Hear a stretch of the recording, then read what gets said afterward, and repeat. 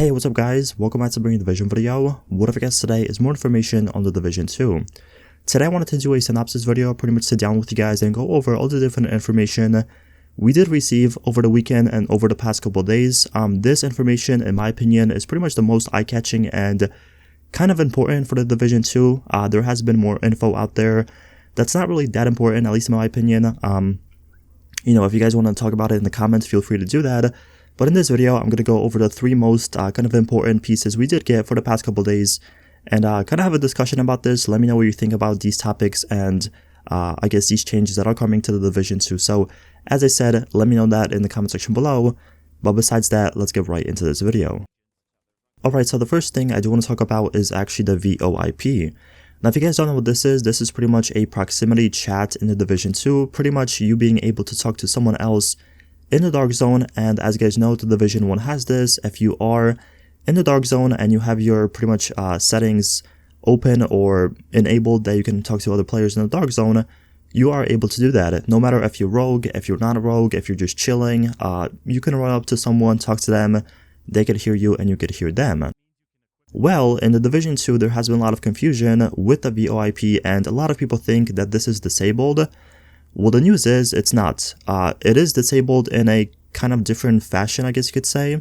So how it's going to work in the Division 2 is very simple. If you are in the Dark Zone, and if you're not rogue, if you're just chilling, if you're farming NPCs, if you're looking for loot, whatever the case is, you can run up to anyone and pretty much talk to them like you can in the Division 1.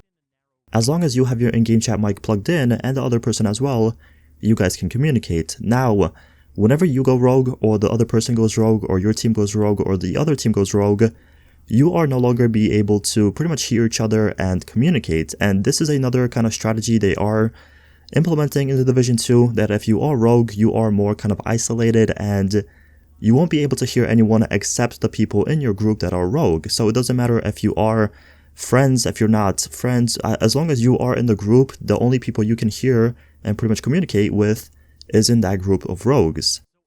Now, if you're not rogue, you can pretty much communicate with anyone else in the server, as long as you're not rogue, as long as they're not rogue, and that's pretty much how it's going to work.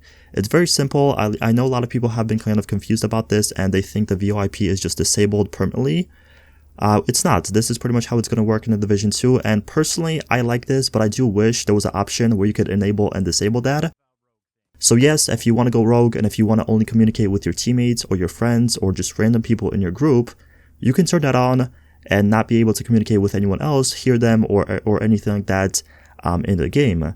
But as I said, I do wish there was an option where you could also disable this and just have the ability to talk to pretty much anyone that is trying to kill you or chasing you, as long as they are close enough with you, in the proximity, I guess you could say. As long as they are close enough, then you can talk to them. So that's the one thing I do wish they add, and hopefully they do add this in the beta or the actual game.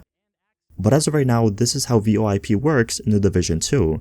So let me know how you feel about this. Let me know if you disagree or agree with these changes in the comment section below. I'm actually interested to see what you guys have to say, and let's just have a conversation in the comments.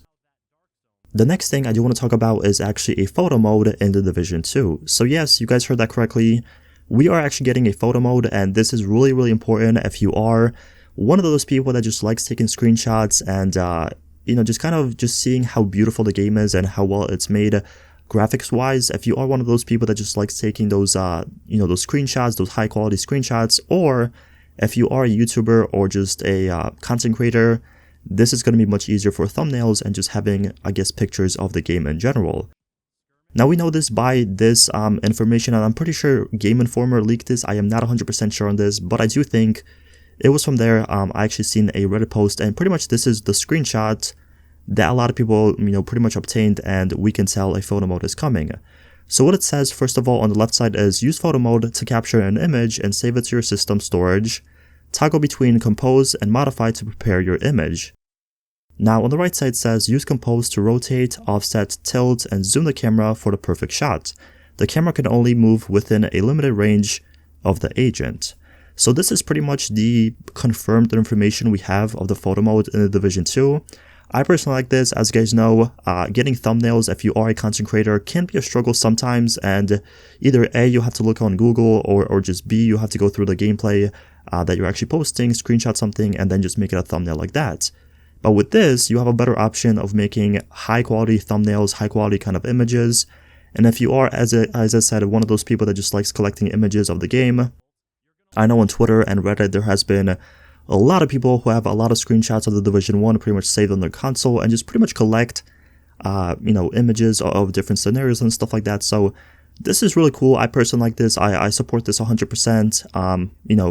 For me to have an option to take a photo and kind of edit it with the camera tilt and offset and zoom in and zoom out, I don't know. I personally like this. I personally think this is a perfect kind of option, and hopefully it's not bugged. Hopefully it's not broken as soon as it comes out.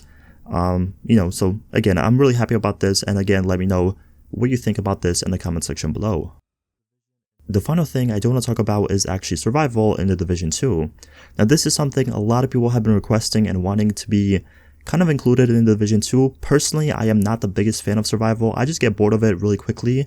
But I do know there's a big portion of players that do play survival a lot, and they grind this instead of like the Dark Zone or Last Stand, or just PvE in general. They just go in survival and just play that all day long. Now today we actually got some information on this, and this is actually from Julian, a creative director, and this is what he said. So survival, we haven't announced it on the Division 2, but it's such an iconic game mode that I wouldn't be surprised if it made an apparition in Washington, D.C. So as you guys can hear, he did say he wouldn't be surprised if it made an operation in Washington, D.C. So this pretty much is a little hint, I guess you could say, of survival coming into Division 2.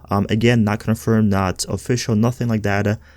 But I do personally think that survival is going to come back into Division 2. This has been something that a lot of people are again playing and just wanting into Division 2. And why not? Why not have this? It's another option for you to play instead of playing the Dark Zone or PvE or Conflict or anything like that. You have yet another option of playing survival, and they already have a blueprint of how to pretty much make it in from the Division 1. Obviously it's not going to be the same, obviously it's not going to be in the snow and how it is now, but it's going to be pretty similar, at least in my opinion. And again, they have a blueprint already how to make it and how to pretty much have fun in it and make it a success. The other thing I do want to say is I'm not really sure we're going to be seeing survival at the start of the game. I do think it's going to be something kind of released later on, maybe 4, 5, maybe 6 months down the road.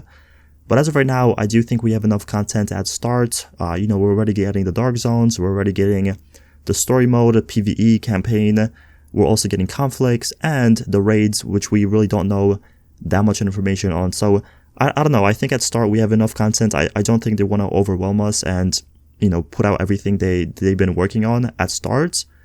But again, I do think we can expect this a little bit down the road, and even if it's coming out, we're not really sure if it's officially coming out, but if it is, we can probably expect this a little bit down the road. But yeah, that's going to be it for the video. Thank you so much for watching. Again, in the comment section below, let me know how you feel about this. Do you think survival is going to be a good addition to the game if it does come out, and do you agree with some of the different changes I did talk about earlier in the video, like the VoIP and also the photo mode? Let me know your opinions. I'm curious to see what you guys have to say, and let's just have a conversation. But like I said, thank you so much for watching. Don't forget to leave a like, subscribe for more videos, and I'll see you guys in the next one. Peace out.